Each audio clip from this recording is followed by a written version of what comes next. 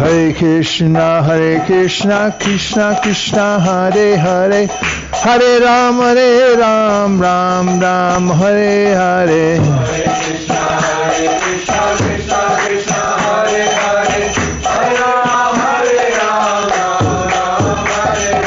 Hare Krishna, Krishna Krishna, Hare Hare, Hare Ram, Ram Hare Hare.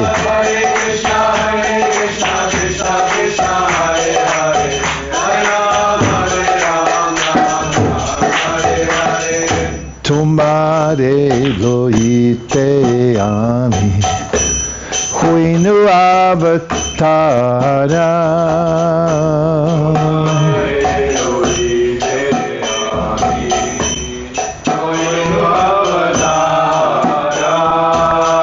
ami bina bandhu aro ke ache tomara.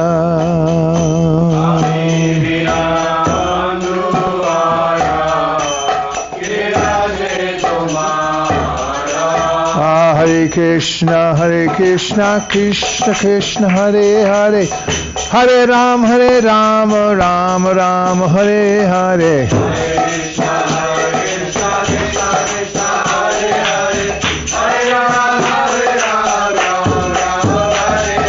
Hare Krishna, Krishna Krishna, Hare Hare, Hare Ram, Ram Hare Hare.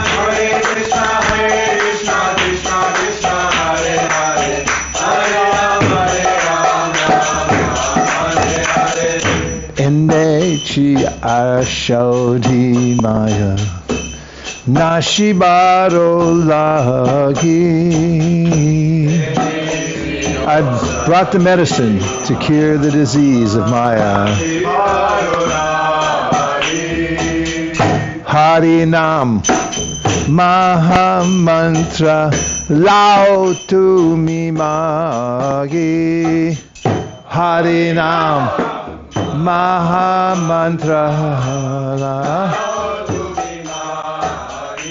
Hare Krishna, Krishna Krishna, Hare Hare, Hare Ram, Ram Hare Hare.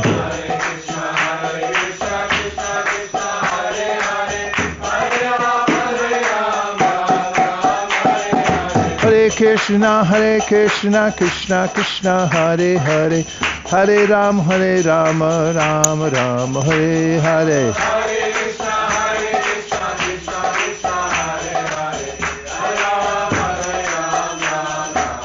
Thakur Bhakti Vinoda Prabhu Charane Puriya. Oh, you missed it.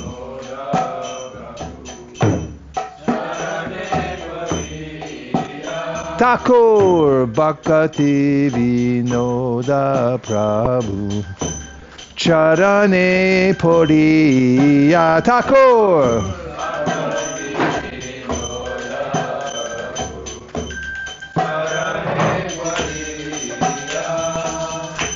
Shri Hari Nama Mantra Loilo Magiya. Bhaktivinoda Thakur begged the holy name of Lord Chaitanya and he received it. Hare Krishna, Krishna Krishna, Hare Hare, Hare Rama, Rama Rama, Hare Hare, Hare Krishna. Cowbell, downbeat.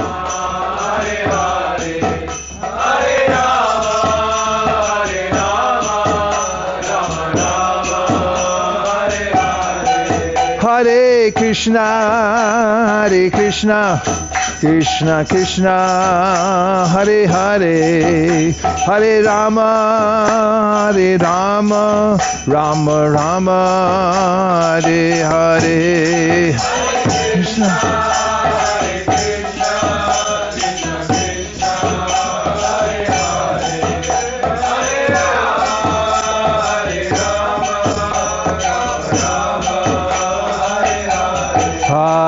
Hare Krishna, Hare Krishna, Krishna Krishna, Hare Hare, Hare Rama, Hare Rama, Rama Rama, Hare Hare, Hare Krishna.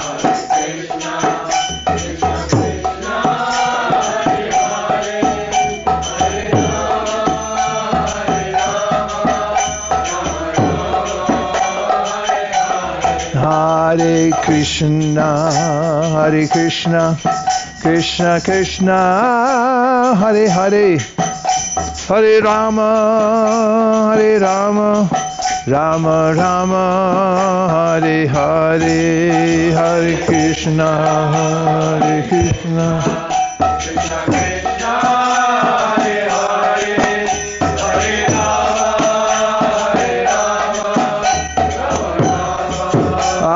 Hare Krishna, Hare Krishna, Krishna Krishna, Hare Hare, Hare Ram, Ram Ram, Hare Hare.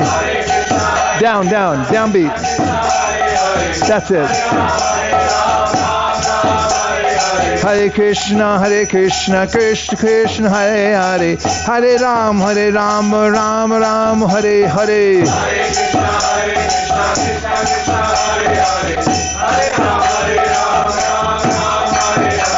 Hare Krishna, Krishna Krishna, Hare Hare, Hare Rama, Rama Rama, Hare Hare.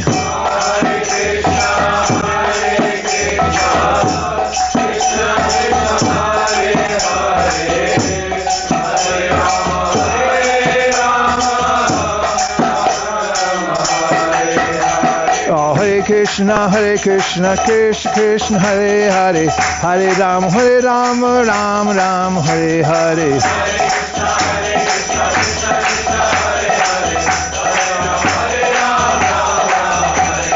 Hare Krishna, Krishna Krishna, Hare Hare, Hare Ram, Ram Ram, Hare Hare.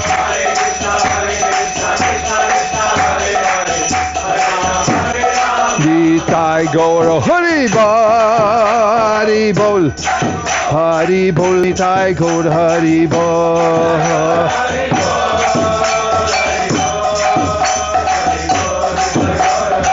Jai Jai Prabhupada, Prabhupada, Prabhupada, Jai Jai Prabhupada.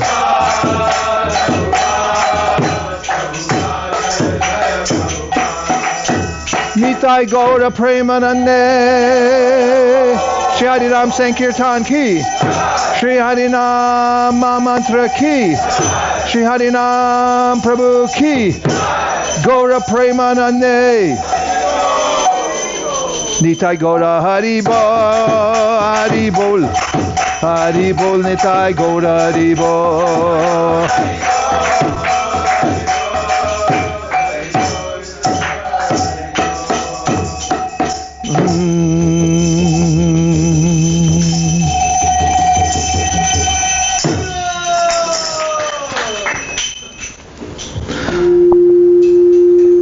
Om Namo Bhagavate Vasudevaya. Om Namo Bhagavate Vasudevaya. Om Namo Bhagavate Vasudevaya. Vairagya Vidya Nija Bhakti Yoga Shikshartamekam Purusha Purana Shri Krishna Chaitanya Shariradhari Kripam Buddhir Yasya Param Buddhi. We're reading from the Sri Chaitanya Charitamrita, Madhya Lila, number 1. And we're taking up where we left off yesterday. What a glorious day it was yesterday, wasn't it? Yes. Didn't it seem like more like a one day of Brahma? It seemed like it to me. Woke up this morning and I thought, was that a day of Brahma? Because it was so dense with Krishna Katha. And now we get to do it again. And you know, nobody can stop us. Even if they send ice over here, we're going to keep going. Okay, so we're Technological difficulties. Giving highly tuned instruments to a caveman. We're starting up at 2:18, if I'm not incorrect. If anybody who keeps more careful score than I do. Near Akula? Any adjustment? 2:18. 2:19. Thank you. Nityananda Haridas Shrivas Gadadhara Mukunda Jagadananda Murari Vrikeshwar. All the Vaishnava associates of the Lord were present, including Nityananda Prabhu, Haridas Thakur, Srivas Thakur, Gadadhar Pandit, Mukunda, Jagadananda Pandit, Murari, and Vrikeshwar. In accordance with the instructions of Sri Chaitanya Mahaprabhu, the two brothers, Rupa and Sanatan, immediately touched the lotus feet of these Vaishnavas, who all became very happy and congratulated the two brothers for having received the mercy of the Lord. Purport: this behavior is indicative of real Vaishnavas. When they saw that Rupa and Sanatan were fortunate enough to receive the mercy of the Lord, they were so pleased that they all congratulated the two brothers. Hare Krishna, welcome. Thank you very much. Hare Krishna.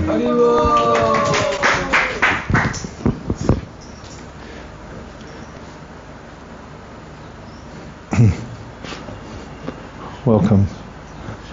Welcome to everyone who's just joined us. I think there's a few extra devotees coming today. Patri said he's bringing his whole yatra. So be prepared. Any idea where we are? Huh? 220. Okay. It's the wind.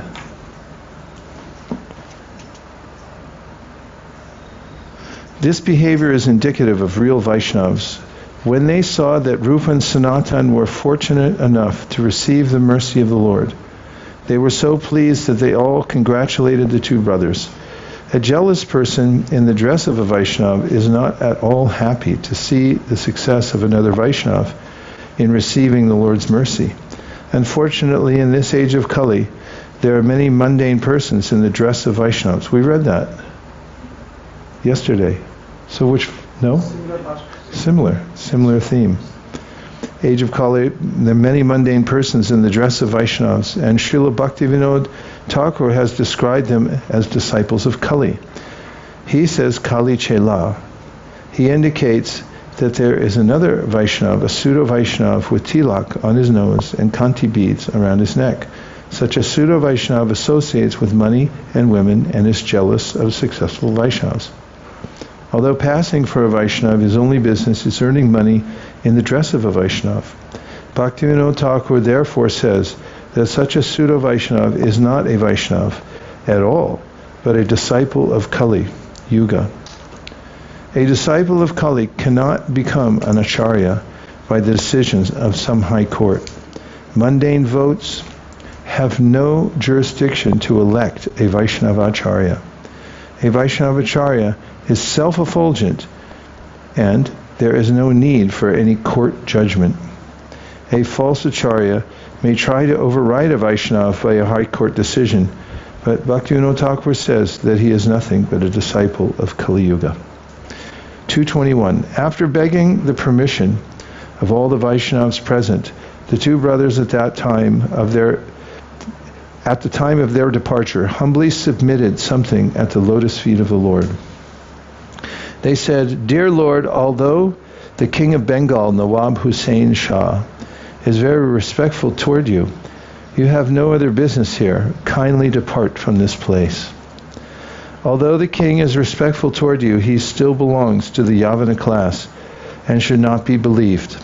We think there is no need for such a great crowd to accompany you on your pilgrimage to Vrindavan. Dear Lord, You are going to Vrindavan with hundreds and thousands of people following you, and this is not a fitting way to go on a pilgrimage. Purport: sometimes for business purposes, large crowds of men are taken to different places of pilgrimage, and money is collected from them. That is a very lucrative business. But Rupa and Sanatana Goswami is expressing their opinion in the presence of Lord Chaitanya Mahaprabhu disapproved of such crowded pilgrimages. Actually, when Lord Chaitanya visited Vrindavan, he visited it alone and accepted a servant only at his devotees' request. He never visited Vrindavan with crowds of people for a commercial purpose. Although Sri Chaitanya Mahaprabhu was Sri Krishna himself, the Supreme Lord, and was therefore not at all fearful, he still acted like a human being to teach neophytes how to act.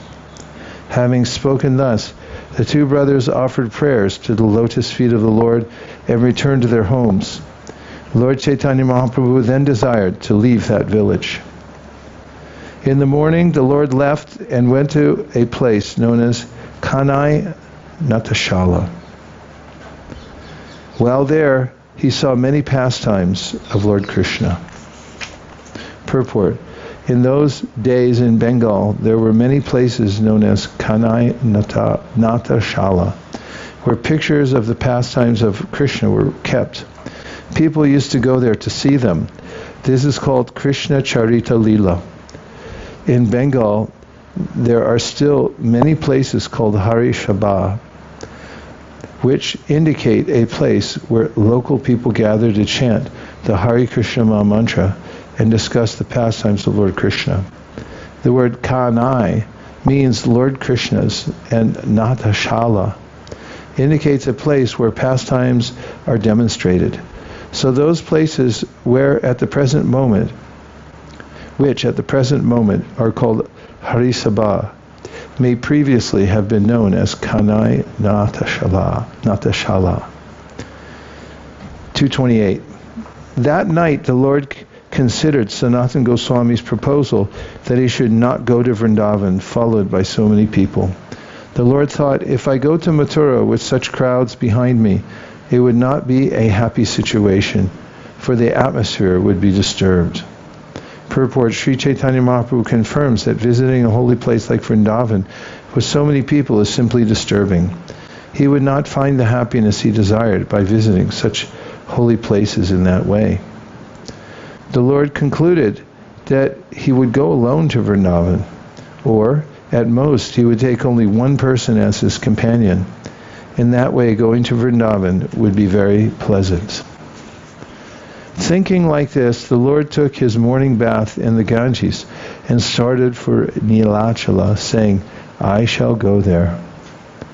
Walking and walking, Sri Chaitanya Mahaprabhu arrived at Shantipur and remained at the house of Advaitacharya for 5 to 7 days. Taking this opportunity, Sri Advaita Acharya Prabhu sent for Mother Shachi Devi, and she remained at his house for 7 days to prepare the meals for Sri Chaitanya Mahaprabhu. Taking permission from his mother, Lord Chaitanya Mahaprabhu then started for Jagannath Puri. When the devotees followed him, he humbly begged them to remain and bade them all farewell. Sri Chaitanya Mahaprabhu, although requesting all the devotees to go back, allowed 2 people to follow him. He requested all the devotees to come to Jagannath Puri and meet him during the Car festival. The 2 persons who accompanied Sri Chaitanya Mahaprabhu to Jagannath Puri, Nilachala, were Balabhadra Bhattacharya and Damodar Pandit. Who were they? Very good. After remaining at Jagannath Puri for a few days, the Lord secretly started for Vrindavan at night. He did this without anyone's knowledge. When Sri Chaitanya Mahaprabhu left Jagannath Puri for Vrindavan, only Balabhadra Bhattacharya was with him. Thus he traveled on the path through Jharkhand and arrived in Benares, Varanasi, with great delight. Sri Chaitanya Mahaprabhu stayed at Benares only 4 days and then left for Vrindavan. After seeing the town of Mathura, he visited the 12 forests. Purport: those who visit the Vrindavan area today also generally visit 12 places known as the 12 forests. They start at Mathura, where there is Kamyavan. From there they go to Talavan, Tamalavan, Madhuvan, Kusamavan, Bandiravan, Bilvavan, Bandravan, Kandiravan, Lohavan, Kamudhavan, and Gokula Mahavan.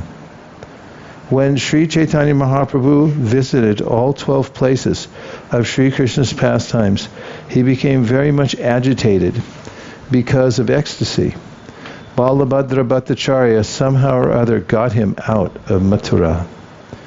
After leaving Mathura, the Lord began to walk along the path on the bank of the Ganges, and finally he reached the holy place named Prayag, Allahabad. It was there that Srila Rupa Goswami came and met the Lord.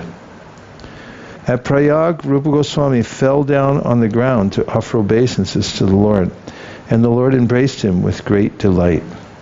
After instructing Srila Rupa Goswami at the Dashashvamedha Ghat in Prayag, Chaitanya Mahaprabhu ordered him to go to Vrindavan. The Lord then returned to Varanasi. When Lord Chaitanya Mahaprabhu arrived at Varanasi, Sanatana Goswami met him there. The Lord remained there for 2 months and instructed Sanatana Goswami perfectly. After fully instructing Sanatana Goswami, Sri Chaitanya Mahaprabhu sent him to Mathura with empowered devotional service. In Benares, he also bestowed his mercy upon the Mayavadi sannyasis. He then returned to Nilachala, Jagannath Puri. The Lord traveled all over India for 6 years. He was sometimes here and sometimes there, performing his transcendental pastimes, and sometimes he remained at Jagannath Puri. While at Jagannath Puri, the Lord passed his time in great joy by performing Sankirtan and visiting the temple of Jagannath in great ecstasy. Thus I have given a synopsis of the Madhya Lila, the middle pastimes of the Lord. Now, O devotees, kindly hear the synopsis of the final pastimes of the Lord, known as the Antya Lila. When the Lord returned to Jagannath Puri from Vrindavan, he remained there and did not go anywhere else for 18 years. During those 18 years, all the devotees of Bengal used to visit him at Jagannath Puri every year. They would remain there for 4 continuous months and enjoy the company of the Lord. At Jagannath Puri, Sri Chaitanya Mahaprabhu performed chanting and dancing unceasingly. Thus he enjoyed the pastime of Sankirtan. He manifested his causeless mercy, pure love of God, to everyone, including the lowest man. Residing with the Lord at Jagannath Puri were Pandit Gosai and other devotees such as Vrikreshwar, Damodara, Shankara, and Haridas Thakur. Jagadananda, Bhagavan, Govinda, Kashishvara, Paramananda Puri, and Swarup Damodar were other devotees who also lived with the Lord. Srila Ramananda Roy and other devotees who were residents of Jagannath Puri also remained permanently with the Lord. Other devotees of the Lord headed by Sri Advaita Acharya, Nityananda Prabhu Mukunda, Srivas, Vidyanidhi, Vasudev, and Murari used to visit Jagannath Puri and remain with the Lord for 4 continuous months. The Lord enjoyed various pastimes in their company. At Jagannath Puri, Haridas Thakur passed away. The incident was very wonderful because the Lord himself performed the festival of Thakur Haridas's departure. At Jagannath Puri, Srila Rupa Goswami met the Lord again, and the Lord invested his heart with all transcendental power. After this, the Lord punished Junior Haridas, and Damodar Pandit gave some warning to the Lord. Purport: actually, Damodar Pandit was the eternal servant of the Lord. He could not punish the Lord at any time, nor had he any desire to. But he did give some warning to the Lord so that others would not blaspheme him. Of course, he should have known that the Lord is the Supreme Personality of Godhead and is free to act in any way. There is no need to warn him, and such an action is not very much appreciated by advanced devotees. Thereafter, Sanatana Goswami met the Lord again, and the Lord tested him in scorching heat during the month of Jyeshta. Being pleased, the Lord sent Sanatana Goswami back to Vrindavan. After that, he was fed wonderfully by the hands of Sri Advaita Acharya. After sending Sanatana Goswami back to Vrindavan, the Lord privately consulted with Sri Nityananda Prabhu. He then sent him to Bengal to preach love of Godhead. Soon afterwards, Vallabha Bhatta met the Lord at Jagannath Puri, and the Lord explained to him the import of the holy name of Krishna. Purport: Vallabha Bhatta is the head of the Vaishnava Sampradaya, known as the Vallabhacharya Sampradaya in Western India. There is a long story about Vallabha Acharya narrated in the Chaitanya Charitamrita, specifically in the 7th chapter of the Antya Lila and the 19th chapter of the Madhya Lila. Sri Chaitanya Mahaprabhu visited the house of Vallabha Acharya on the other side of Prayag, in a place known as Adailagram.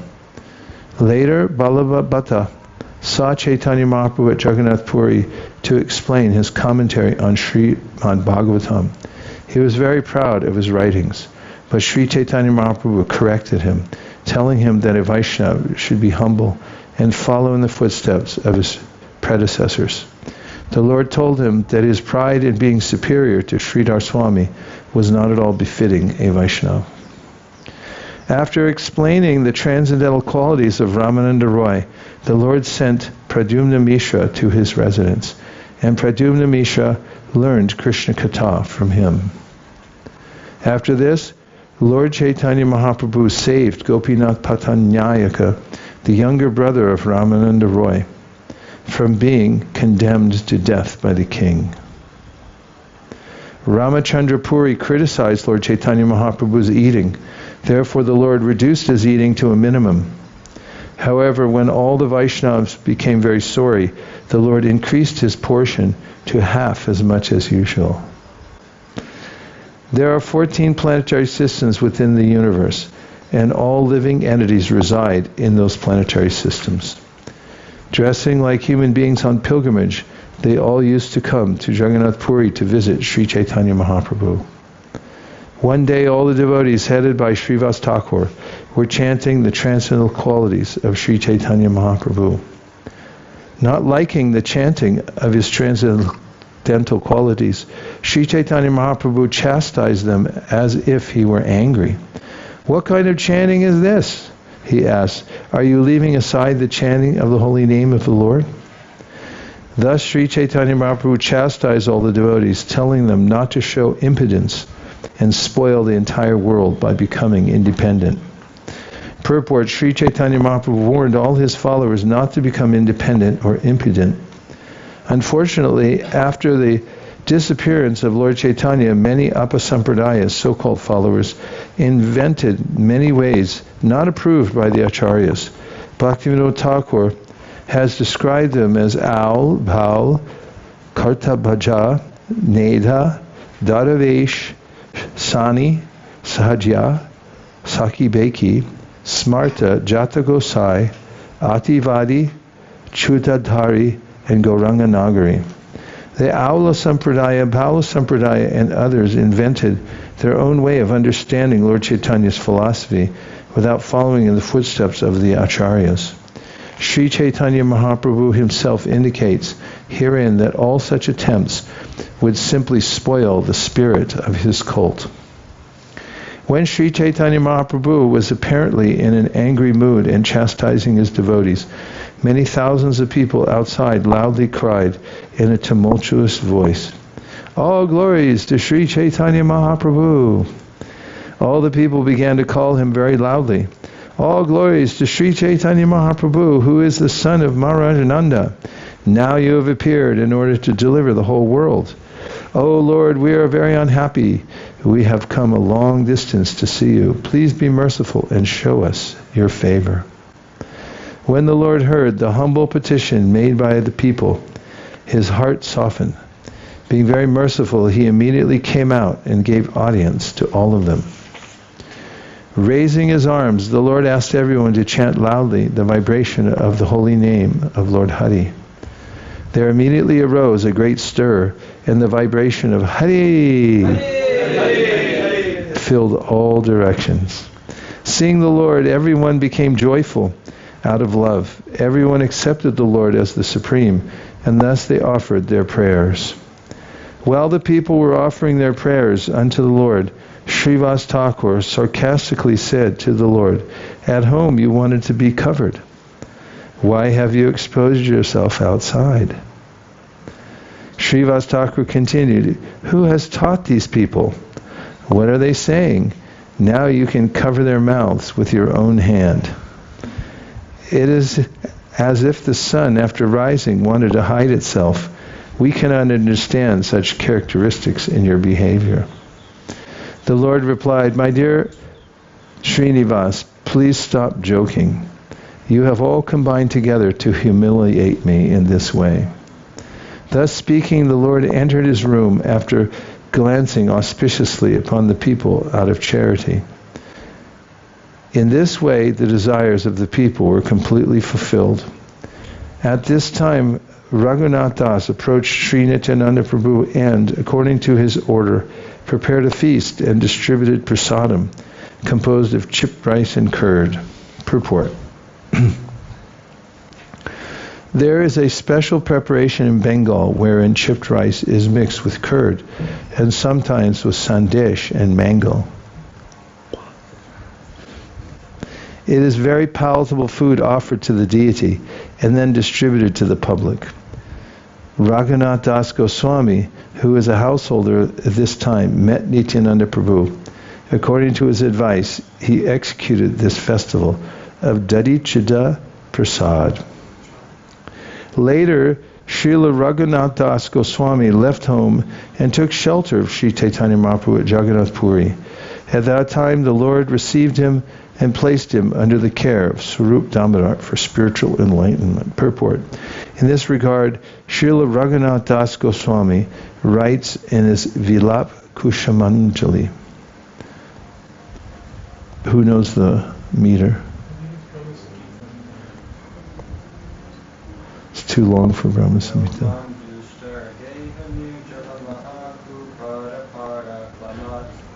Yo mam dustara geha nirjala maha kuparakad sadya sandradayam buddhi prakitata swari kriparajubi udrit yatma sarojanindi charana Prantam prapadya swayam Shri Damodara Sachakara Tamaham Chaitanya Chandra Bhaje. Where's the thing? This means that. Thank you. One more time. Yo mam dustara geha nirjalamaha kuparapkala klamat sadya sandradayam buddhi prakritata swakri rajuvi Udrit yatma sarojanindi charana prantam prapadya swayam Shri Damodara Sachakara Tamaham Chaitanya Chandram Bhaje. One more time. Shri Damodara Sachakara Tamaham Chaitanya Chandram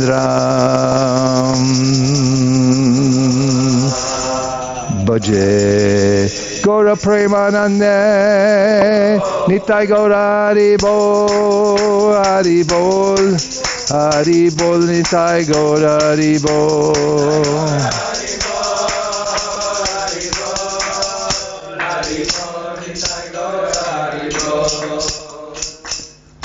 Tell Shamalangi to add it to the list. Okay? Thank you. Let me offer my respectful obeisance unto the lotus feet of Sri Chaitanya Mahaprabhu, who by his unreserved mercy kindly saved me from household life, which is exactly like a blind well without water, and placed me in the ocean of transcendental joy under the care of Swarup Damodar Goswami. It's a good song for a Grihastha community. Later, Sri Chaitanya Mahaprabhu stopped Brahmananda Bharati's habit of wearing deerskin. The Lord thus enjoyed his pastimes continuously for 6 years, experiencing varieties of transcendental bliss. I have thus given a synopsis of the Madhya Lila. Now please hear the pastimes the Lord performed during the last 12 years. Purport. Thus, Srila Kaviraj Goswami, strictly following in the footsteps of Sri Vyasadeva, gives a synopsis of the Leelas of Sri Chaitanya Charitamrita. He has given such a description at the end of each canto. In the Adi Leela, he outlined the pastimes of the Lord in the 5 stages of boyhood, leaving the details of the description of Srila Vrindavandas Thakur. Now, in this chapter, the pastimes that took place at the end of the Lord's life are summarized. These are described in the Madhya Lila and Antya Lila. The rest of the pastimes have been described in a synopsis in the 2nd chapter of the Madhya Lila. In this way, the author has gradually described both the Madhya Lila and the Antya Lila. Praying at the lotus feet of Sri Rupa and Sri Raghunath, always desiring their mercy, I, Krishnadas, narrate Sri Chaitanya Charitamrita, following in their footsteps. Thus end the Bhaktivedanta purports to Sri Chaitanya Charitamrita, Madhya Lila, 1st chapter, summarizing the later pastimes of Lord Sri Chaitanya Mahaprabhu. Bravo! Bravissimo! Sadhu, sadhu!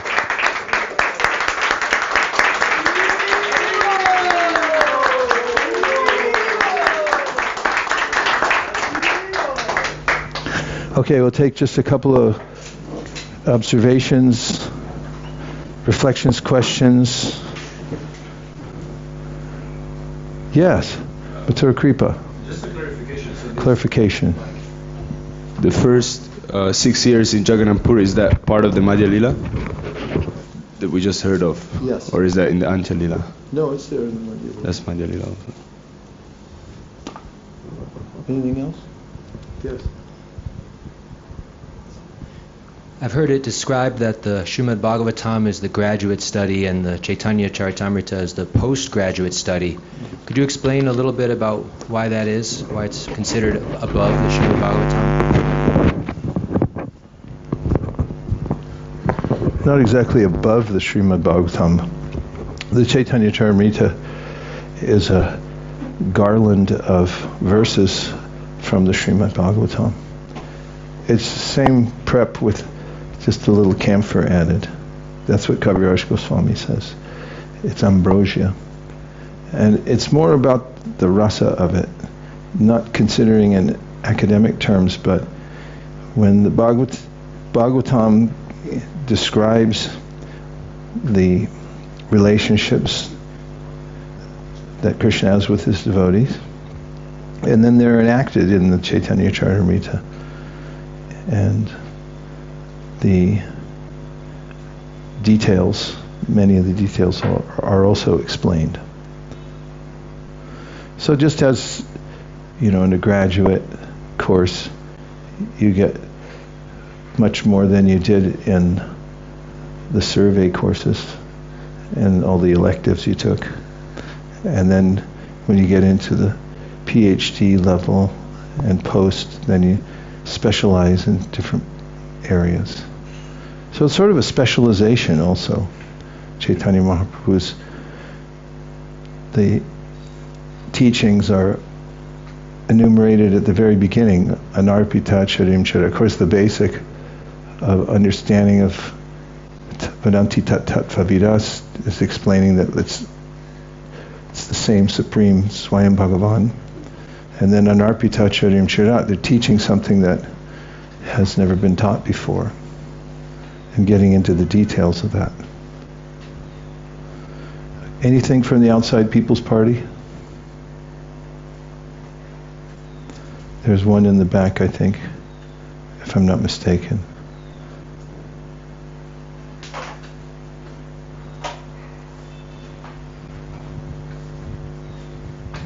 There's a humming sound somewhere. Yeah, I don't know. A little reflection. I just found it interesting how when Chaitanya Mahaprabhu was there, all the residents of the 14 planetary systems came there in the guise of human beings. I mean, it seems inconceivable, how it's possible that they appeared in their self-same bodies at that time when Chaitanya Mahaprabhu was there. Well, you'd want to go too, right? Yeah, of course. But even to this day, they haven't figured it out how to do interplanetary traveling, and so how they how they manage that. I found it just interesting, just an interesting point. Yeah, definitely interesting. Okay, last one from Mukadavind, and then Akshobhyatirtha. Maharaj, there was one verse in which the purport was Sri Chaitanya Mahaprabhu confirms that visiting a holy place like Vrindavan with so many people is simply disturbing. He would not find happiness he desired by visiting such holy place in that way.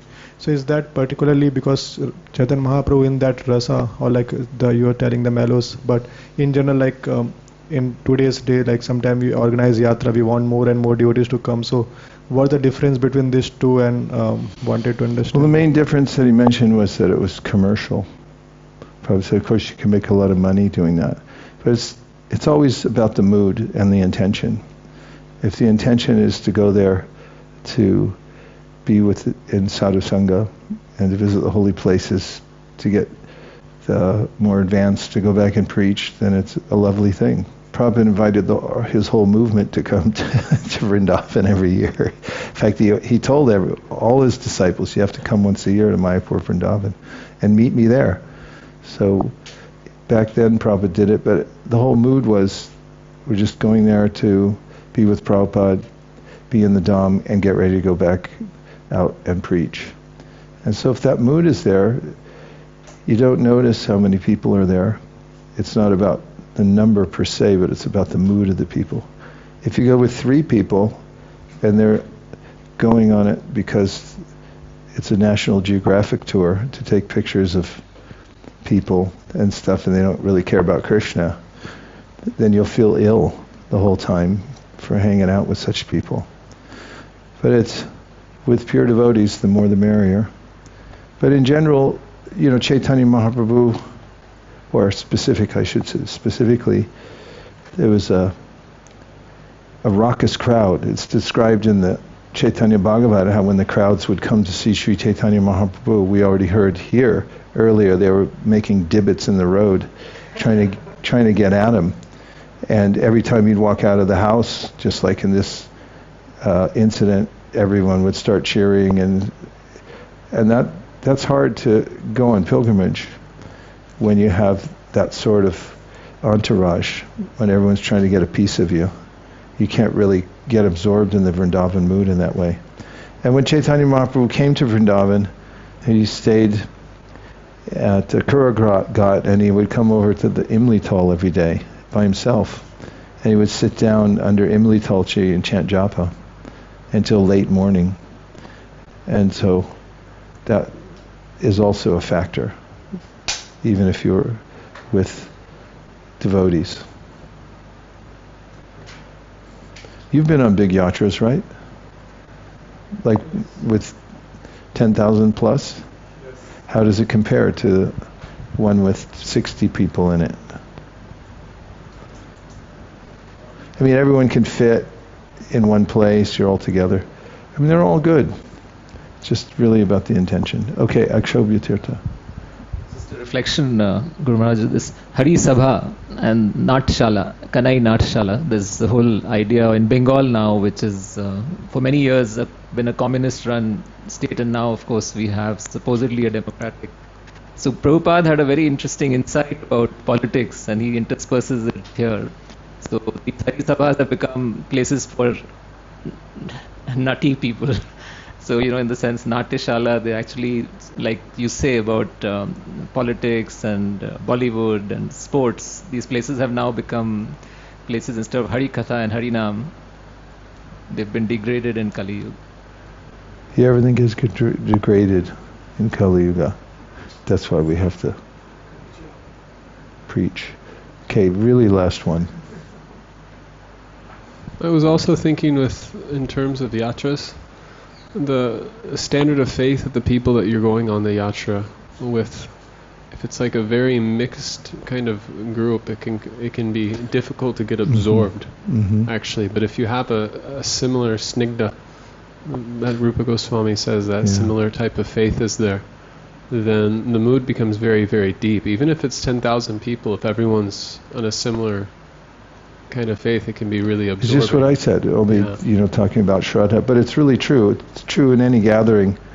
For instance, if you've ever been in a discussion with devotees that you know, and you know their level of understanding, and then a brand new person walks in, it's like you have to downshift manually from 5th gear down to 1st and start crawling so that you can give context, and that changes the mood. Definitely. It's an excellent point. We're continuing with chapter 2, the ecstatic manifestations of Lord Sri Chaitanya Mahaprabhu. In this chapter, the author describes the pastimes the Lord performed during the last 12 years of his life. Thus, he has also described some of the pastimes of the Antya-lila. Why he has done so is very difficult for an ordinary person to understand. The author expects that reading the pastimes of the Lord will gradually help a person awaken his dormant love of Krishna. Actually, this Chaitanya Charitamrita was compiled by the author during very old age.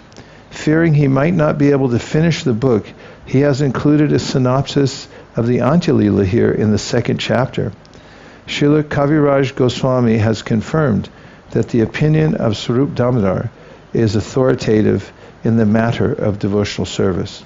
Over and above this are the notes of Swarup Damodar memorized by Raghunath Das Goswami, who also helped in the compilation of the Chaitanya Charitamrita. After the disappearance of Swarup Damodar Goswami, Raghunath Das Goswami went to Vrindavan. At that time, the author, Srila Krishnadas Kaviraj Goswami, met Raghunath Das Goswami, by whose mercy he also could memorize all the notes. In this way, the author was able to complete this transcendental literature, Sri Chaitanya Charitamrita. Text 1. While relating in synopsis form the last division of the pastimes of Lord Chaitanya Mahaprabhu, in this chapter I shall describe the Lord's transcendental ecstasy, which appears like madness due to his separation from Krishna. Purport: in this 2nd chapter, the activities of Lord Chaitanya that took place after the Lord accepted sannyas are generally described. Sri Chaitanya Mahaprabhu is specifically mentioned here as being Gaura, or of fair complexion. Krishna is generally known to be blackish, but when he is absorbed in the thought of the gopis, who are all of fair complexion, Krishna himself also becomes fair. Sri Chaitanya Mahaprabhu, in particular, felt separation from Krishna very deeply, exactly like a lover who is dejected in separation from the beloved. Such feelings, which were expressed by Sri Chaitanya Mahaprabhu for nearly 12 years at the end of his pastimes, are described in brief in this 2nd chapter of the Madhya Lila. All glories to Sri Chaitanya Mahaprabhu, all glories to Lord Nityananda, all glories to Advaita Chandra, and all glories to all the devotees of the Lord. During his last 12 years, Sri Chaitanya Mahaprabhu always manifested all the symptoms of ecstasy and separation from Krishna. Sri Chaitanya Mahaprabhu's state of mind, day and night, was practically identical to Radharani's state of mind when Uddhava came to Vrindavan to see the gopis. The Lord constantly exhibited a state of mind reflecting the madness of separation. All his activities were based on forgetfulness, and his talks were always based on madness. Blood flowed from all the pores of his body, and all his teeth were loosened. At one moment, his whole body became slender, and at another moment, his whole body became fat. The small room beyond the corridor is called Gambhira. Sri Chaitanya Mahaprabhu used to stay in that room, but he did not sleep for a moment. All night he used to grind his mouth and head on the wall, and his face sustained injuries all over. Although the 3 doors of the house were always closed, the Lord would nonetheless go out and sometimes would be found at the Jagannath temple, before the gate known as Singhadwar, and sometimes the Lord would fall flat into the sea. Sri Chaitanya Mahaprabhu would also run very fast across the sand dunes, mistaking them for Govardhana. As he ran, he would wail and cry loudly. Purport: because of the winds of the sea, sometimes the sand would form dunes. Such sand dunes are called Chataka Parvata. Instead of seeing these sand dunes simply as hills of sand, the Lord would take them to be Govardhan Hill. Sometimes he would run toward these dunes at high speed, crying very loudly, expressing the state of mind exhibited by Radharani. Thus Chaitanya Mahaprabhu was absorbed in thoughts of Krishna and his pastimes. His state of mind brought him the atmosphere of Vrindavan and Govardhan Hill, and thus he enjoyed the transcendental bliss of separation and meeting. Sometimes Chaitanya Mahaprabhu mistook the small parks of the city for Vrindavan. Sometimes he would go there, dance and chant, and sometimes fall unconscious in spiritual ecstasy. The extraordinary transformations of the body due to transcendental feelings would never have been possible for anyone but the Lord, in whose body all transformations were manifested. Purport: the ecstatic transformations of the body described in such exalted literatures as the Bhakti Rasamrita Sindhu are practically not seen in this material world. However, these symptoms were perfectly present in the body of Sri Chaitanya Mahaprabhu. These symptoms are indicative of Mahabhava, or the highest ecstasy. Sometimes sahajas artificially imitate these symptoms, but experienced devotees reject such imitations immediately. The author admits herein that these symptoms are not to be found anywhere but in the body of Sri Chaitanya Mahaprabhu. The joints of his hands and legs would sometimes become separated by 8 inches, and they remained connected only by skin. Sometimes Sri Chaitanya Mahaprabhu's hands, legs, and head would all enter within his body, just like the withdrawn limbs of a tortoise. In this way, Sri Chaitanya Mahaprabhu used to manifest wonderful ecstatic symptoms. His mind appeared vacant, and there were only hopelessness and disappointment in his words. Sri Chaitanya Mahaprabhu used to express his mind in this way: "Where is the Lord of my life who is playing his flute? What shall I do now? Where should I go to find the son of Maharaj Nanda? To whom should I speak? Who can understand my disappointment? Without the son of Nanda Maharaj, my heart is broken." In this way, Sri Chaitanya Mahaprabhu always expressed bewilderment and lamented in separation from Krishna. At such times, he used to recite the shlokas from Ramananda Roy's drama known as Jagannath Vallabha Nataka. Is it same? Meter?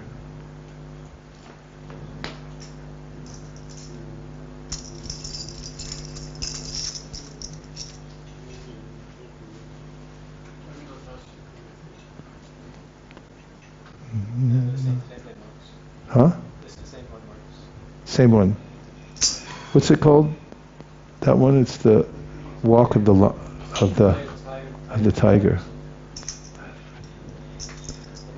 Prema chedarujavakach hare Nayam nacha prema va Stanastanam avaiti napi madano Janati no durbala Anyo vena nachanya dukamakilam No jivanam vashravam Vitrani vadanani yovanadam Ha ha vide kagati. One more time. Dvitranye vadinani yovanamidam Ha ha vide kagati.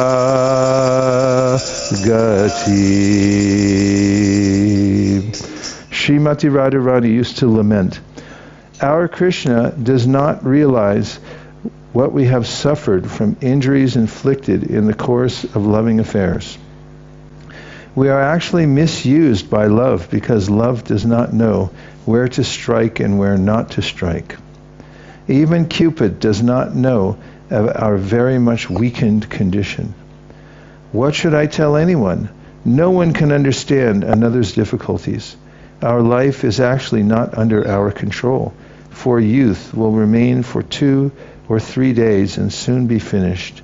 In this condition, O Creator, what will be our destination?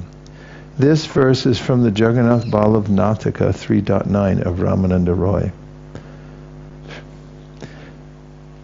Text 19, Srimati Radharani spoke thus, in distress due to separation from Krishna. Oh, what shall I say of my distress? After I met Krishna, my loving propensities sprouted, but upon separating from him, I sustained a great shock, which is now continuing like the sufferings of a disease.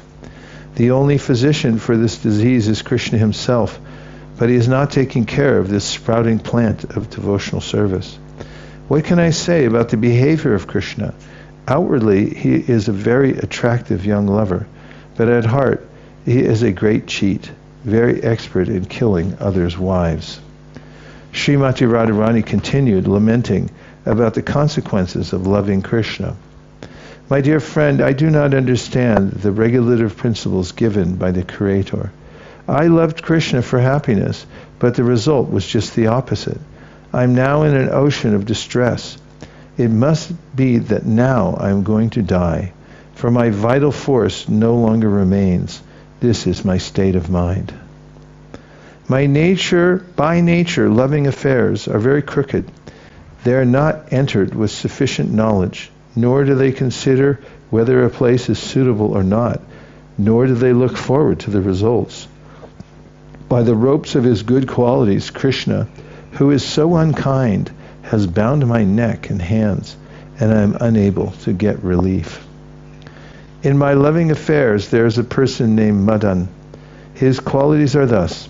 Personally, he possesses no gross body, yet he is very expert in giving pains to others. He has 5 arrows, and fixing them on his bow, he shoots them into the bodies of innocent women. Thus, these women become invalids. It would be better if he took my life without hesitation, but he does not do so. He simply gives me pain.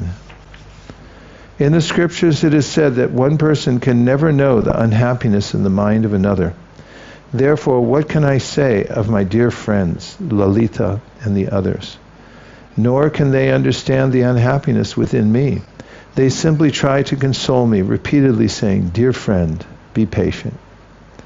I say, "My dear friends, you are asking me to be patient, saying that Krishna is an ocean of mercy, and that sometime in the future he will accept me.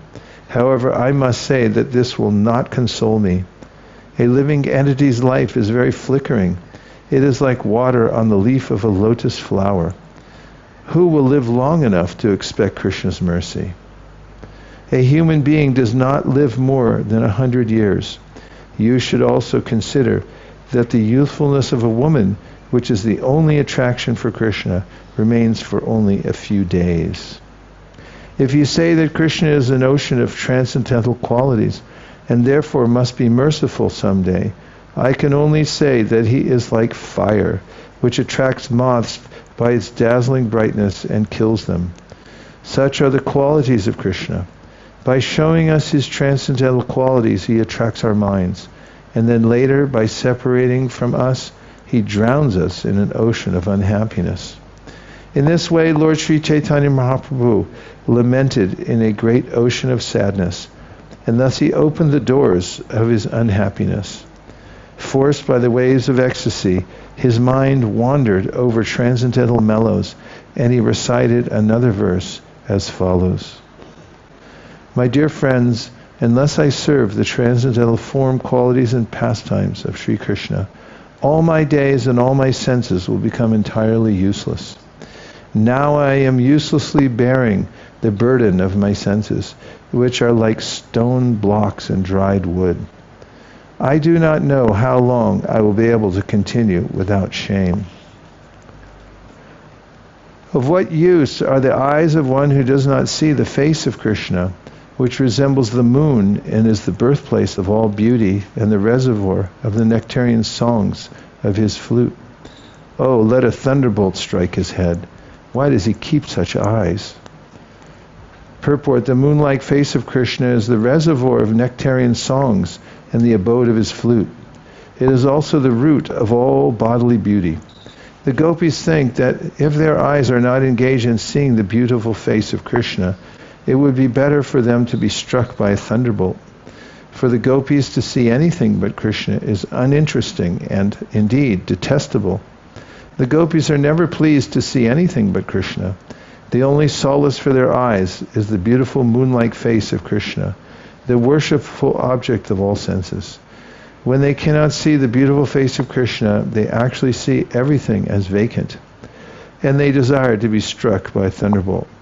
They do not find any reason to maintain their eyes when they are bereft of the beauty of Krishna. My dear friends, please hear me. I have lost all providential strength. Without Krishna, my body, consciousness, and mind, as well as all my senses, are useless. Topics about Krishna are like waves of nectar. If such nectar does not enter one's ear, the ear is no better than the hole of a damaged conch shell. Such an ear is created for no purpose. Purport: in this connection, Srila Bhaktisiddhanta Saraswati Thakur quotes the following verses from Srimad Bhagavatam 2:3, 17-24. Ayur harati vai pumsam udyan astam chayanasau tasyarte yatshano nita utama shloka vartaya taraba kim na jivanti pastra kim na shafanstyuta na kadanti na vihanti kim grame pashabo pore shvavidvara hostra korai samstuta purusha pasu na yet karna pato peto chatu nama gadagraja vile batoru krama vikramanye nashinvatan karma pute narasya Jivasasiddharturike vasuta nachopagayanturugaya gata bharapadam pata kiratatushtam apyuttamangam nanamen mukundam shavau karau no kurute saparyam hare lasad kanchana kankanava Varhayite nayane naranam lingani vishnor navirikshato ye padonrinam tau drumajanma bhajau shetrani nanur vrajato hariryo jivan chavo bhagavatangrirenum najatumartyo vilabheta yastu Shri Vishnu Padya Manujastu Lasya Shvashanchavo Yastu Naveda Gandam Tad Ashmasaram Hridayam Vatedam Yakri Hamaner Harinama Deyai na vikriyat tata yata vikado, netre jalam gatra ruhesha harsha. Both by rising and setting, the sun decreases the duration of life of everyone, except one who utilizes the time by discussing topics of the all-good personality of Godhead. Do the trees not live? Do the bellows of the blacksmith not breathe? All around us, do the beasts not eat and discharge semen? Men who are like dogs, hogs, camels, and asses, praise those men who never listen to the transcendental pastimes of Lord Sri Krishna, the deliverer from evils.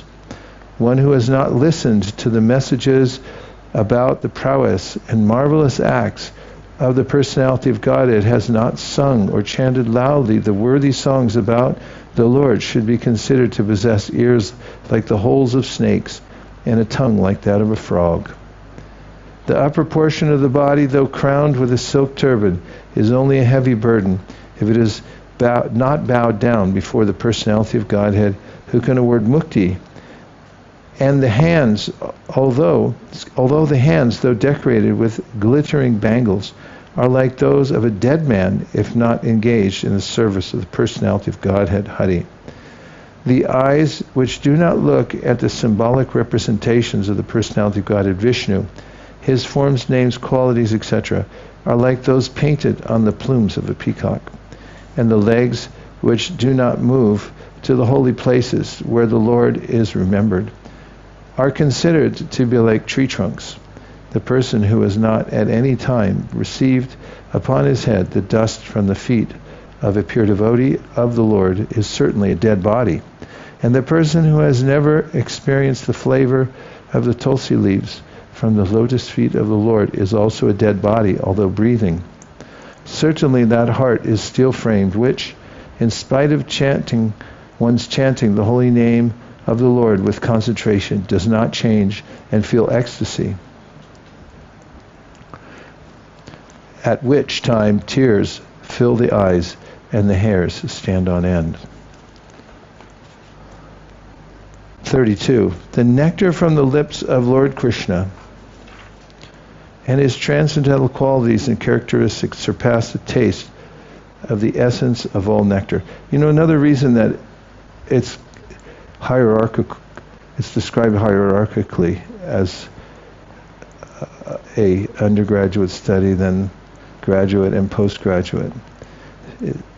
Considering this section alone, if one doesn't have context, in fact, even in the Bhagavatam itself,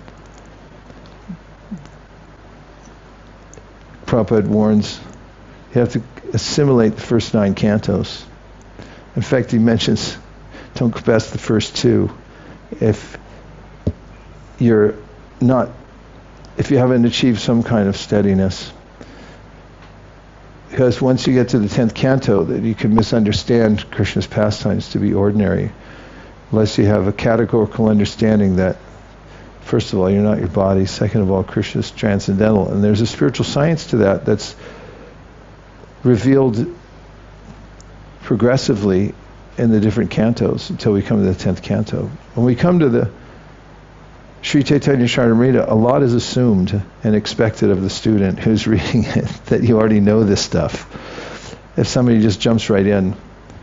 Of course, with Prabhupada's books, he gives so much context as he goes along.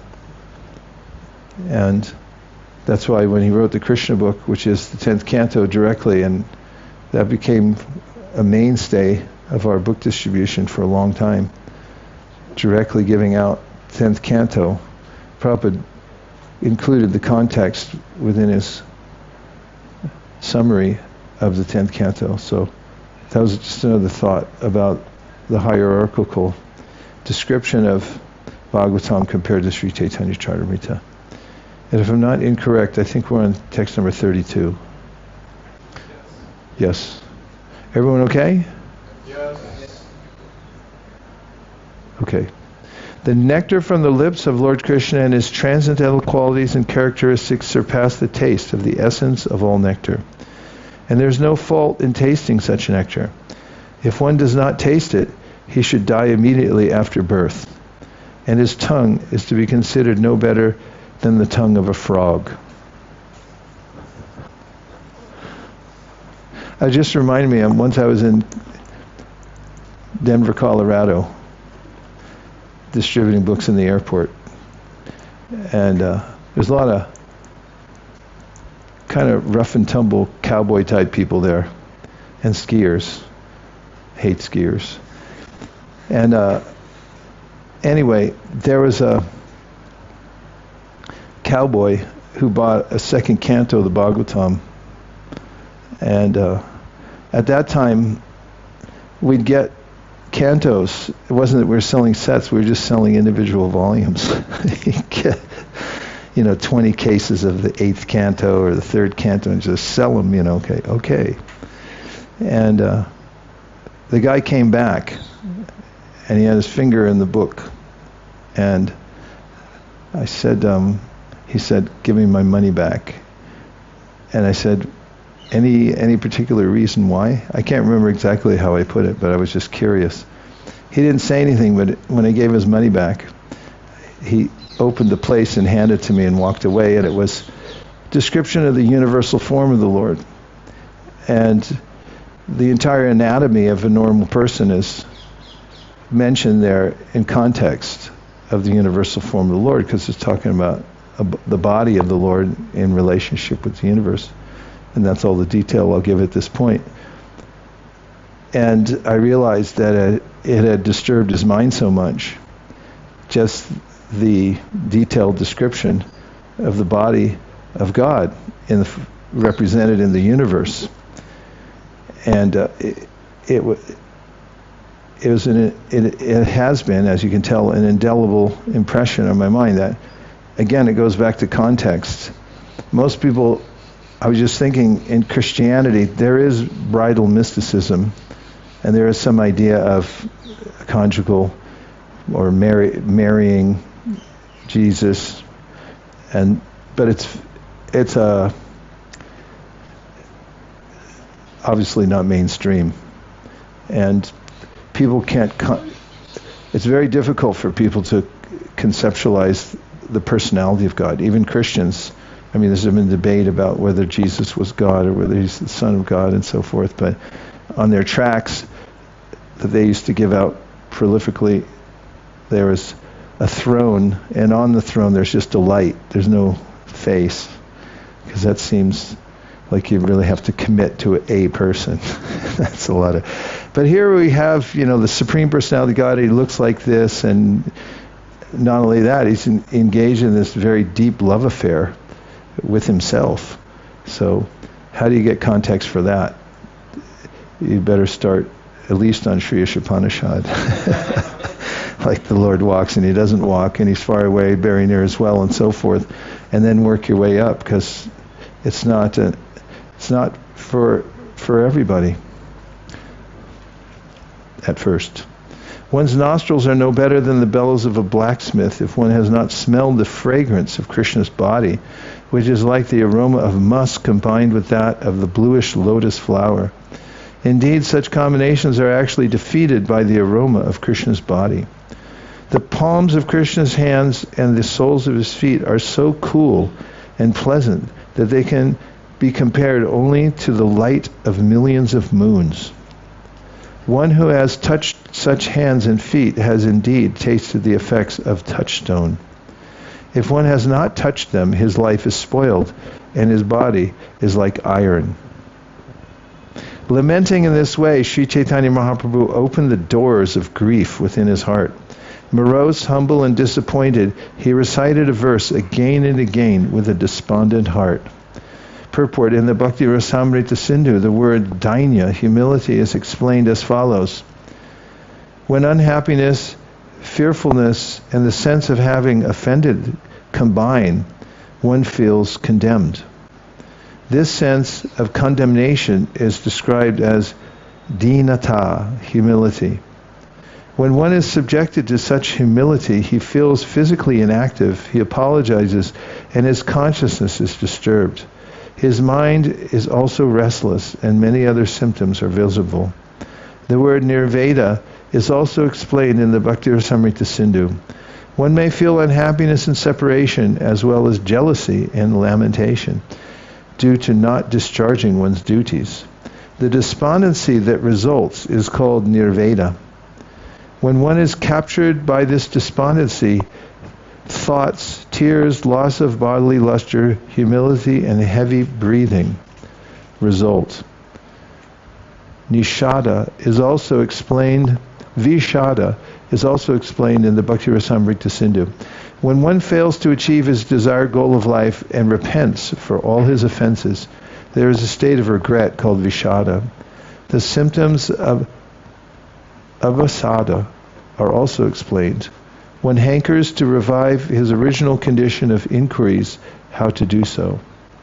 There are also deep thought, heavy breathing, crying, and lamentation, as well as a changing of the bodily color and drying up of the tongue.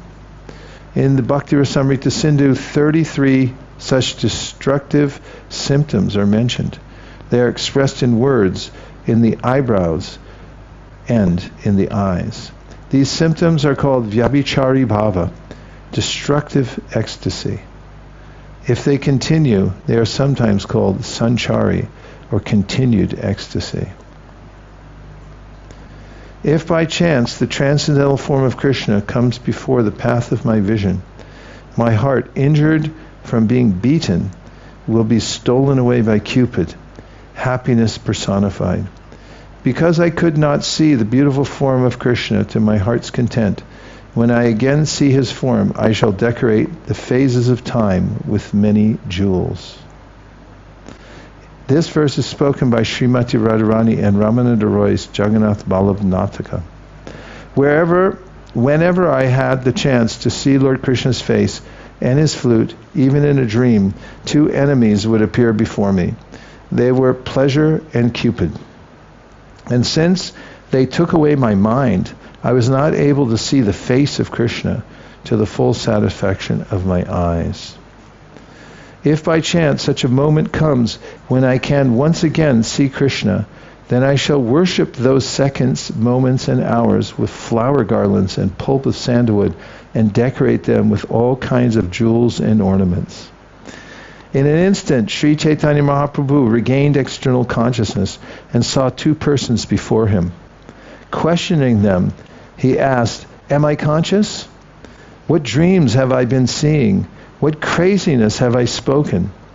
Have you heard some expressions of humility?" Purport: when Sri Chaitanya Mahaprabhu thus spoke in ecstasy, he saw two persons before him.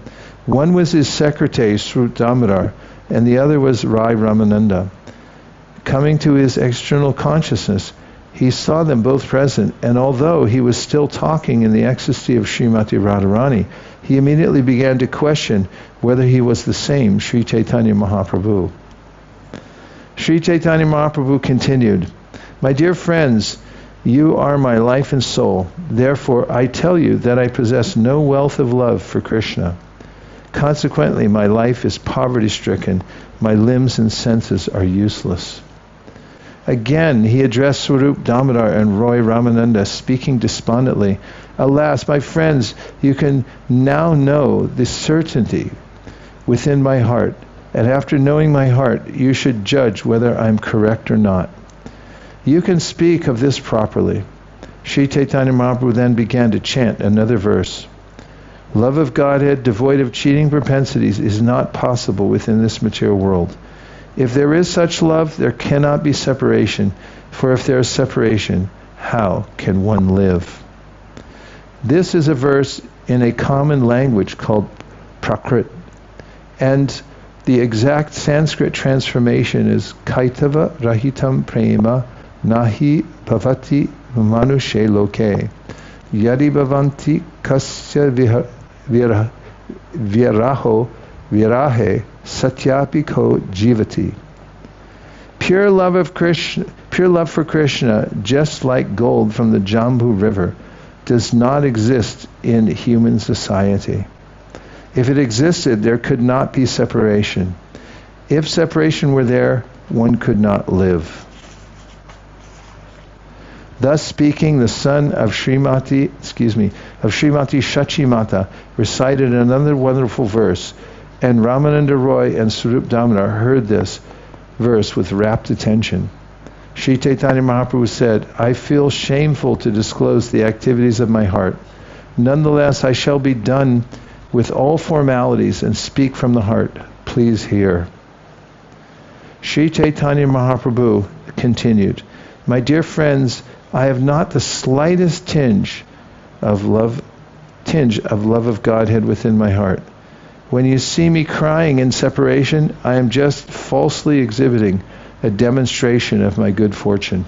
Indeed, not seeing the beautiful face of Krishna playing his flute, I continue to live my life like an insect without purpose. Actually, my love for Krishna is far, far away. Whatever I do is actually an exhibition of pseudo-love of Godhead. When you see me cry, I'm simply falsely demonstrating my great fortune. Please try to understand this beyond a doubt.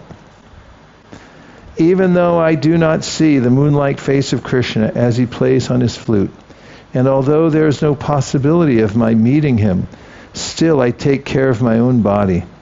That is the way of lust. In this way, I maintain my fly-like life. Purport: in this connection, Srila Bhaktisiddhanta Saraswati Thakur says that the lovable Supreme Lord is the supreme shelter. The Lord is the supreme subject and the devotees are the object. The coming together of a subject and object is called alambana. The object hears and the subject plays the flute. That the object cannot see the moon-like face of Krishna and has no eagerness to see him is the sign of being without alambana. Externally imagining such a thing simply satisfies one's lusty desires, and thus one lives without purpose. Love for Krishna is very pure, just like the waters of the Ganges. That love is an ocean of nectar. That pure attachment to Krishna does not conceal any spot, which would appear just like a spot of ink on a white cloth. Purport: unalloyed love of Krishna is just like a big sheet of white cloth. Absence of attachment is compared to a black spot on the white cloth. Just as the black spot is prominent, so the absence of love of Godhead is prominent on the platform of pure love of Godhead. Unalloyed love of Krishna is like an ocean of happiness. If someone gets one drop of it, the whole world can drown in that drop. It is not befitting to express love of Godhead, yet a madman must speak. But even though he speaks, no one believes him. In this way, Lord Chaitanya used to revel in ecstasy day after day and exhibit these ecstasies before Swarupa and Ramananda Roy. Externally, there appeared severe tribulation as if he were suffering from poisonous effects. But internally, he was experiencing bliss. This is characteristic of transcendental love for Krishna. If one tastes such love of Godhead, he can compare it to a hot sugar cane. When one chews hot sugar cane, his mouth burns, yet he cannot give it up. Similarly, if one has but a little love of Godhead, he can perceive its powerful effects. It can only be compared to poison and nectar mixed together. Lord Chaitanya Mahaprabhu spoke, my dear beautiful friend, if one develops love of Godhead, love of Krishna, the son of Nanda Maharaj, all the bitter and sweet influences of this love will manifest in one's heart. Such love of Godhead acts in two ways. The poisonous effects of love of Godhead defeat the severe and fresh poison of the serpent. Yet there is simultaneously transcendental bliss, which pours down and defeats the pride of nectar and diminishes its value. In other words, love of Krishna is so powerful that it simultaneously defeats the poisonous effects of a snake as well as the happiness derived from pouring nectar on one's head. It is perceived as doubly effective, simultaneously poisonous and nectarian. Mark that verse for me. I want it later. This verse is spoken by Purnamasi to Nandi Mukhi in the Vidagdha Madhava 2.18 of Srila Rupa Goswami. When Sri Chaitanya Mahaprabhu would see Jagannath along with Balaram and Subhadra, he would immediately think that he had reached Kurukshetra, where all of them had come. He would think that his life was successful because he had seen the lotus-eyed one, whom if seen pacifies the body, mind, and eyes. Staying near the Garuda Stamba, the Lord would look upon Lord Jagannath. What can be said about the strength of that love? On the ground beneath the column of the Garuda Stamba was a deep ditch, and that ditch was filled with the water of his tears. Purport. In front of the temple of Jagannath is a column on which the statue of Garuda is situated. It is called the Garuda Stamba. At the base of that column is a ditch, and that ditch was filled with the tears of the Lord. When coming from the Jagannath temple to return to his house, Sri Chaitanya Mahaprabhu used to sit on the ground and mark it with his nails. At such time he would be greatly morose and would cry, "Alas, where is Vrindavan? Where is Krishna, the son of the king of the cowherd men? Where is that person who plays the flute?" Sri Chaitanya Mahaprabhu used to lament by saying, "Where is Sri Krishna, whose form is curved in 3 places? Where is the sweet song of his flute? And where is the bank of the Jamuna? Where is the rasa dance? Where is that dancing, singing, and laughing? Where is my Lord Madan Mohan, the enchanter of Cupid?" In this way, various ecstatic emotions evolved, and the mind of Chaitanya Mahaprabhu filled with ecstasy. He could not escape, even for a moment. In this way, because of fierce feelings of separation, his patience began to totter, and he began to recite various verses. "O my Lord, O Supreme Personality of Godhead, O friend of the helpless, you are the only ocean of mercy. Because I have not met you, my inauspicious days and nights have become unbearable. I do not know how I shall pass the time." This verse is from Krishna Karnamrita by Bilva Mangal Thakur. "All these inauspicious days and nights are not passing, for I have not met you. It is difficult to know how to pass all this time. But you are the friend of the helpless and an ocean of mercy. Kindly give me your audience, for I am in a precarious position." And we're going to take our Gayatri break right now, and we'll be back here, if you want to continue together, at 5 minutes after 12. Okay? Shri Chaitanya Mahaprabhu ki jai, Srila Krishna's Kaviraj Goswami ki jai, Gaura Bhaktavrinda ki jai. Vanchakalpadurusha kripa sindhaveva patitanam pavanebhyo vaishnavebhyo namo namaha. Just one note about reading through a whole section of Prabhupada's books. It's kind of like going on parikram. When you go around Govardhan Hill, you'll find some places more accommodating to your feet. They may be soft sand. Other places, at least in the old days, there used to be places people just dumped gravel and there was no way around it. You just have to walk over it. So when we're reading through, you might find some sections that are more appealing than others. But in these types of yagyas of reading, best thing is just to be very patient and listen to everything, because even though your mind may not appreciate it at certain sections, you don't know. It's going in. It's like radiation. You can't see it. It goes in and it stays in, and you'll be really surprised later, maybe 2 years later, 5 years later, or even 5 minutes later, that you understand that Krishna Katha is transcendental. It's not different from Krishna. It goes in and it stays in, and it transforms us. So it is a yajna, but you have to, and you have to be steady and just stay the course. Om Tat Sat.